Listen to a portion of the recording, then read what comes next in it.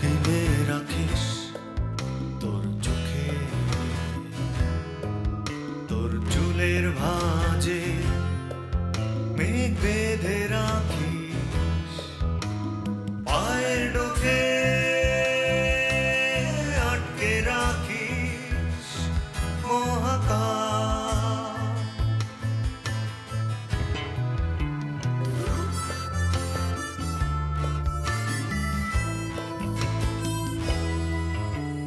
হাওয়ায় গড়া তোর শরীর, তোর চারপাশে ধুলো দেয়াল, বুকের জানালা খুলে দিলে অন্ধকার, ঢুকে পড়ে রাত্রি ঘুম পোকা হাহাকার।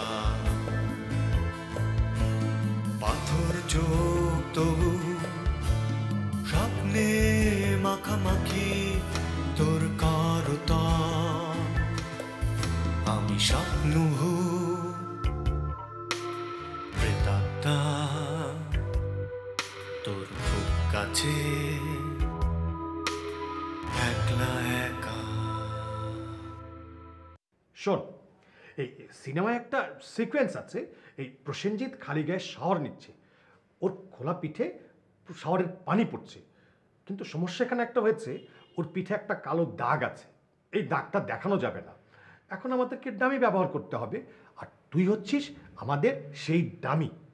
ব্যাপারটা বুঝতে পারলাম না মাসুদ ভাই। একমাত্র গাধাদেরকেই একই কথা বারবার বলতে হয়। এই ধর, আমরা দেখছি প্রসেনজিৎ শাওয়ারে ঢুকছে, কাট্টু শাওয়ার থেকে পানি পড়ছে, কাট্টু একটা পিঠের উপরে পানি পড়ছে, লোকটার চেহারা দেখা যাচ্ছে না। আসলে পানি পড়ছে তোর পিঠের উপরে, আর দর্শক মনে করছে পানি পড়ছে প্রসেনজিতের পিঠের উপরে।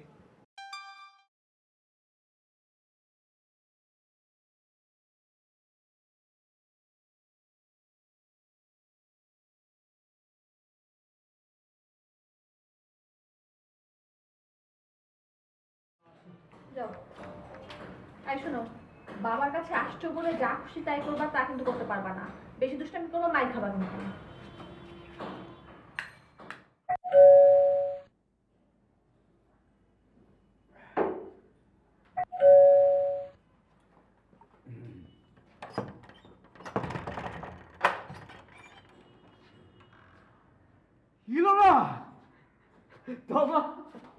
সরো, ঢুকতে দাও, আর ব্যাগগুলো নিয়ে আসো।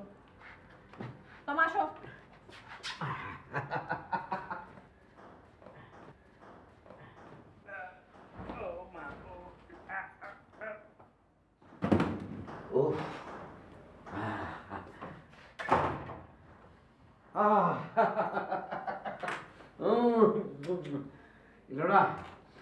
আমি তো ভাবতেও পারছি না তোমরা যে আমি কি খুশি হয়েছি না। শোনো, তোমাকে প্রথমে একটা কথা ক্লিয়ার করে দিই, তোমার মতো একটা থার্ড ক্লাস লোকের কাছে আসার ন্যূনতম ইচ্ছা আমার ছিল না, শুধু তোমা জোর করেছে বলে এসেছি।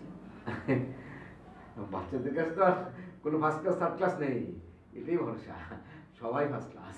চ্যাটাং চ্যাটাং কথা বলবা না। তোমার চ্যাটাং চ্যাটাং কথা শোনার জন্য আমি এখানে আসি নাই। যাদের মাথায় বুদ্ধি আছে তাদেরকে এসব কথা মানায়, তোমার মতো একটা গাধার গাধা তাদের মুখে এসব মানায় না। আচ্ছা, আর চ্যাটাং চ্যাটাং কথা বলবো না, এখন একটা নর্মাল কথা বলি। না না না, তুমি যদি অনুমতি না দাও তাহলে আমি কিন্তু বলবো না, কথা বন্ধ, মুকেশ কষ্টে। বলো, আজকে সূর্য কোন দিকে উঠেছে? মানে কি? না, নিশ্চয়ই উত্তর কিংবা দক্ষিণ দিকে উঠছে।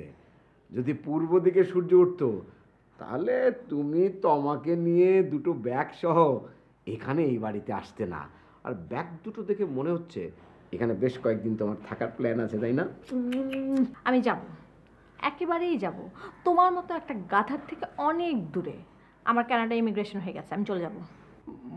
মানে কি কি কি বলো এগুলা? 2 মাস দেশে আছি, তোমার সাথে এই 2 মাস থাকতে চাচ্ছে, তাই ভাবলাম তোমার থাকুক তোমার সাথে। কিন্তু তুমি চিরদিনের জন্য কানাডা চলে যাবে, এটা কীরকম কথা? তোমার উপরে এটার আছরটা তুমি চিন্তা করছো যে ওর বাবাকে কোনোদিন দেখতে হবে না? ও মাই গড! একটা গাধাকে দেখতে না পেলে ওর তেমন কোনো কিছু হবে না। বাচ্চাদের সামনে দিনে দুপুরে গাধা না বললে হয় না, মানে গাধাটা আর কি। রাতের বেলা তুমি আমাকে একান্তে টুপ করে কথা বললে। শখ কত? ব্যাগগুলো ধরো, তাড়াতাড়ি নিয়ে আসো। এসো তোমার তোমার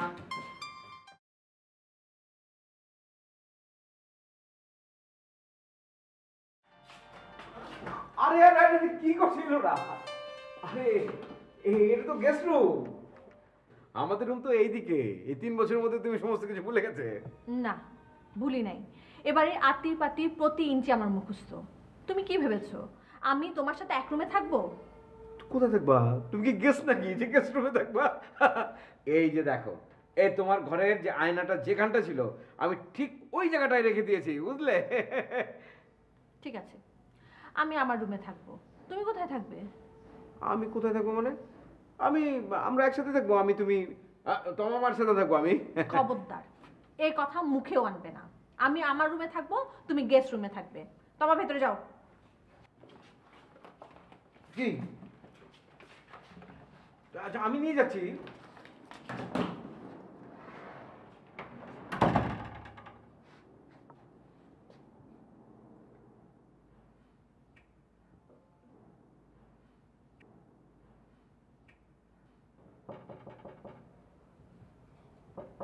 যাও এখান থেকে।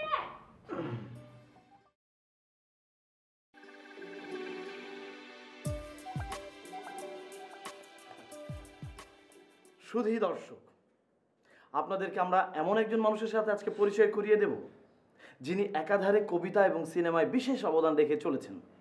তিনি আর কেউ নন, তিনি হচ্ছেন আমাদের জনপ্রিয় অভিনেতা এবং জনপ্রিয় কবি জনাব খায়রুজ্জামান বাবু। গুড মর্নিং, শুভ সকাল। সবাই ভালো আছেন নিশ্চয়ই? আপনাদের দোয়া এবং ভালোবাসায় আজকে আমি এই জায়গায় বসে আছি, পায়ের উপর পা তুলে। ভালো আছেন তো? জনাব খায়রুজ্জামান বাবু, জি। আপনি যে একাধারে কবিতা এবং সিনেমায় বিশেষ অবদান রেখে চলেছেন, এত কাজ আপনি একসাথে করেন কিভাবে, ম্যানেজ করেন কি করে? অ্যাকচুয়ালি এটা খুবই কঠিন একটা ব্যাপার, কারণ দু মাধ্যম, দুটো মাধ্যম। আসলে এটা আমি বোঝাবো কিভাবে? আপনারা তো কোনো বাটে পড়েন নাই, বাটে না পড়লে বুঝবেন না। আচ্ছা, দুই বাংলার জনপ্রিয় অভিনেতা এবং দুই বাংলার জনপ্রিয় কবি, আপনি আপনার অনুভূতিগুলো যদি আমাদের দর্শকের উদ্দেশ্যে একটু বলেন। অ্যাকচুয়ালি মানে নিজেকে গাধার মতো লাগে। আপনি কলুর বলতে বলতে পারেন আমাকে। জনাব খায়রুজ্জামান বাবু, বিষয়টা আসলে ঠিক বুঝতে পারিনি। আমাদের চ্যানেলের প্রিয় দর্শকের উদ্দেশ্যে যদি বিষয়টি একটু খোলাসা করে বলেন।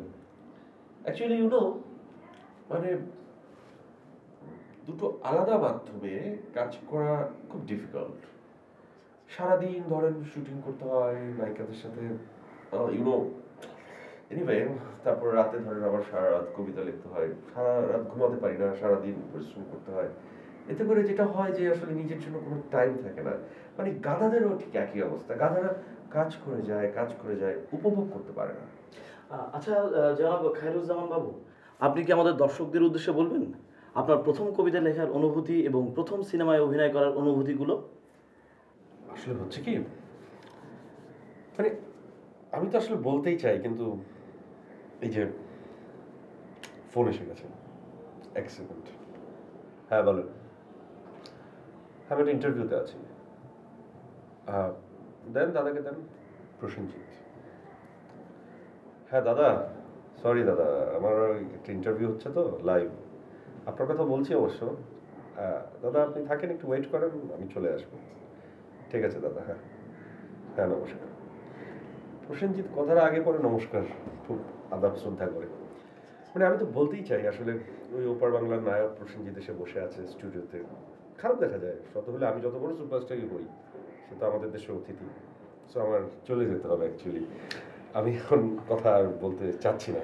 জনাব খায়রুজ্জামান বাবু, আমাদের স্টুডিওতে আসবার জন্য আপনাকে অসংখ্য ধন্যবাদ। তবে যাবার আগে যদি চ্যানেল আখি প্রিয় দর্শকের উদ্দেশ্যে কিছু বলতেন।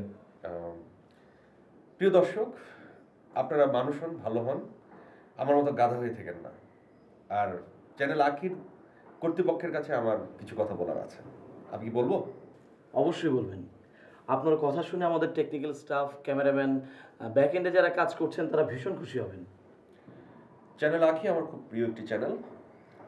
তাদের কাছে আমার অনুরোধ, নেক্সট টাইম যখন আমার ইন্টারভিউ করার জন্য আপনারা মানুষ পাঠাবেন, তখন দয়া করে দুজন পুরুষ না পাঠিয়ে দুজন মেয়ে পাঠাবেন, কারণ পুরুষের সাথে আমি কমফোর্ট ফিল করি না।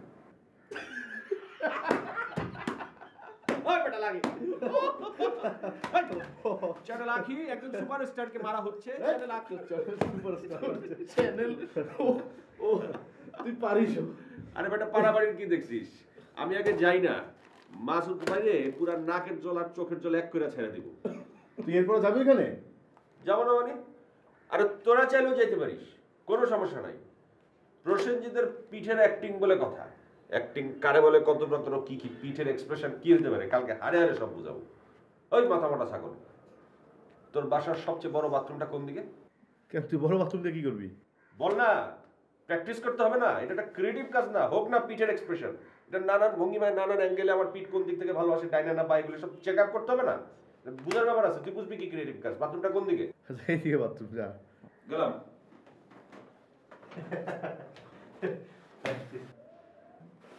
এই টাওয়াল নিয়ে যা।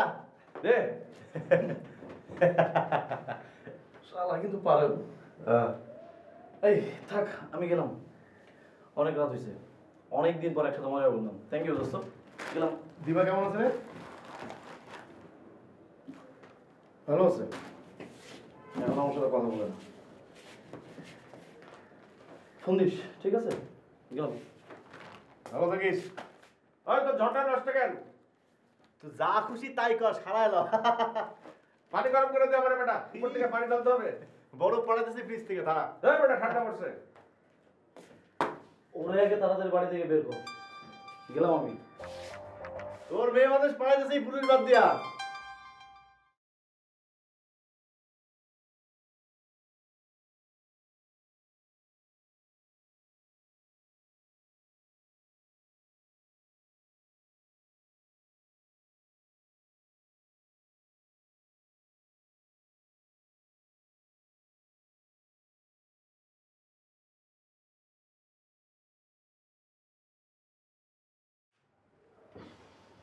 চা কিন্তু আজকে 2 কাপ এনেছি। চা আমার বলার কোনো সুযোগ নেই। দাও। শিবন আসেনি? না তো।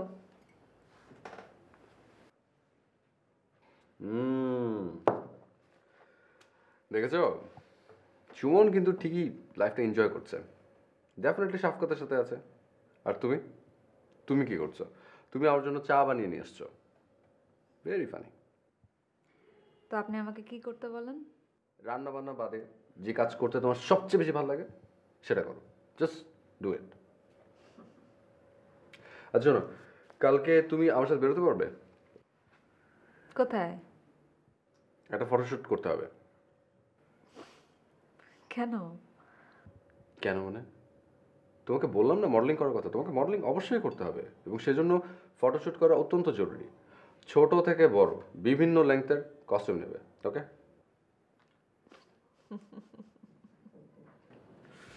কিন্তু আমি তো বিয়ের পর থেকে শাড়ি ছাড়া আর কিছুই পরি না। That's good. কিন্তু এখন তো তোমাকে ছোট ছোট জামা কাপড় পরতে হবে, শাড়ি থেকে শুরু করে ওয়েস্টার্ন সব। আচ্ছা, আপনি যে এত পাগলামি করছেন, আমি কি পারবো? আই মিন, এতদিন গ্যাপ গেছে মডেলিংয়ে, তারপরে আবার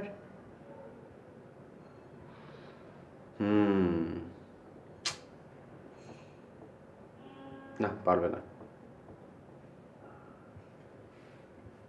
তাহলে শুধু শুধু ট্রাই করছেন কেন? পারবে না এটা বলার কারণ হলো, কারণ তুমি নিজেই জানতে চাচ্ছ যে তুমি পারবে কিনা। তোমার নিজের ভিতরে কোনো কনফিডেন্স নাই, তার মানে তোমার নিজের ক্যালিবার নিয়ে সংশয় আছে। আর যার নিজের ক্যালিবার নিয়ে সংশয় আছে সে কখনো পারে না। তোমার উচিত কনফিডেন্ট হওয়া। You have to be confident. শোনো দীপা, প্রথমে না নিজেকে বিশ্বাস করানোটাই কিন্তু জরুরি। আর বাকিদের বিশ্বাস করানোটা ওটা হচ্ছে ওটা ফলো আপ প্রসেস। একটা কথা, নির্দ্বিধায় বলো। সুমন আসলে ব্যাপারটা কিভাবে নেবে কোনটা বেশি জরুরি? মানে মানে সুমন কি মনে করলো সেটা, নাকি তুমি কিসে আনন্দ পাচ্ছ সেটা? শোনো, সুমনের সঙ্গে আমার কথা হয়েছে, ও কিচ্ছু মনে করবে না, just don't worry about this. Oh by the way, তুমি কিন্তু চা অনেক ভালো বানাও। তুমি মর্নিং না করে কিন্তু চা বানালেও পারো। চার দোকান দিয়ে দাও, ইনভেস্টমেন্ট কিন্তু খুবই কম, 1,000 টাকার মধ্যে হয়ে যাবে। আচ্ছা, আমি টেবিলে খাবার দিই, সুমন হয়তো চলে আসবে এখনই। যাও।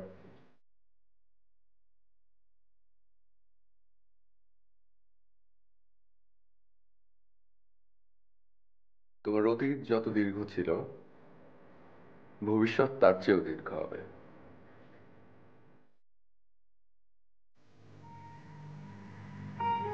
বাচ্চারা, এবার একটা গল্প পড়ে শোনায়। অনেক অনেক দিন আগে ছিল এক রাজা আর রানী।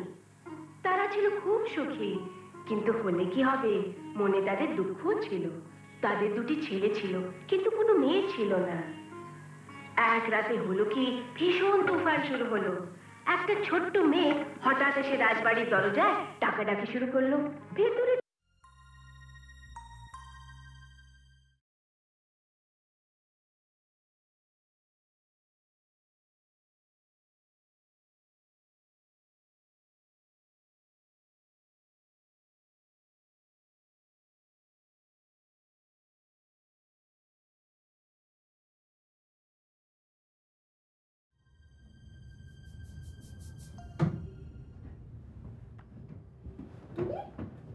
তুমি এখানে কি করছো? তোমার টিভি দেখছে, তুমি এখানে কি করছো? এই রুমে কি করছো? আস্তে কথা বলো। আস্তে কথা বলবো কেন? কেন আস্তে কথা বলবো? আস্তে বলো, তোমার তো শুনতে পাবে। আর ও যদি শুনে যে এরকম মধ্যরাতে তুমি আমাকে বকাবকি করছো, তাহলে ও ভাববে না যে আমাদের মধ্যে কোনো ভাব ভালোবাসা নাই। একটা বাচ্চা মেয়ে, একটু মনে কষ্ট পাবে না? তুমি যদি এখনই এই রুম থেকে বের না হও, আমি গাড়ি কল করব। আমি এই মুহূর্তে বাসা ছেড়ে চলে যাব। আচ্ছা ঠিক আছে, ঠিক আছে, চিৎকার করো না, আমি যাচ্ছি। এখানে কি মতলবে এসেছিলে? মতলবের আবার কি আছে? একজন হাজব্যান্ড তার ওয়াইফের কাছে আসবে, এতে আবার কোনো মতলব লাগে নাকি? আমাদের 3 বছর আগে ডিভোর্স হয়ে গেছে। একটা কাগজে দুটো সই, তাতেই সমস্ত সম্পর্ক শেষ হয়ে গেল। এলোরা, আমি এখনো তোমাকে আগের মতোই ভালোবাসি। না না, আগের মতো না, মাঝখানে 3 বছরের বিরহ আছে। আমি তোমাকে আগের চেয়েও অনেক বেশি ভালোবাসি। প্লিজ এলোরা, আজকের রাতটা আমি এখানে থাকি। গেট লস, গেট লস, যাও এখান থেকে। যাচ্ছি যাচ্ছি, চিৎকার করো, হার্টের সমস্যা হতে পারে। এক্ষুনি যাও, বেরো। যাচ্ছি যাচ্ছি।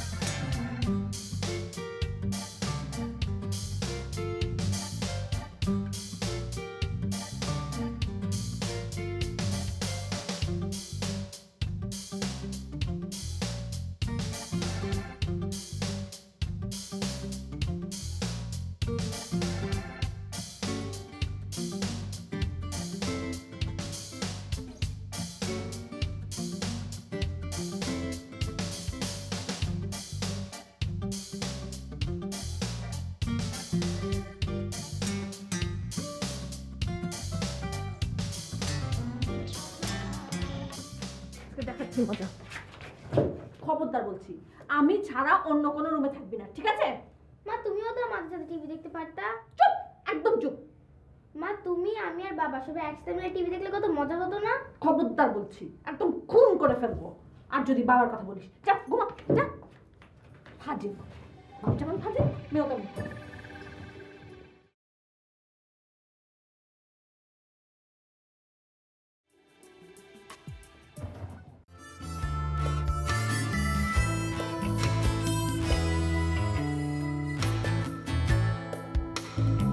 বুকের জানালা খুলে দিলে অন্ধকার, ঢুকে পড়ে রাত্রি ঘুম পোকা হাহাকার।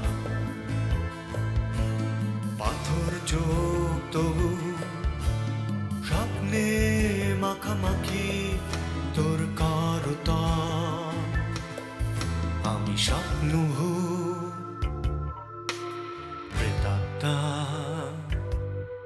তোর খুব কাছে একলা একা।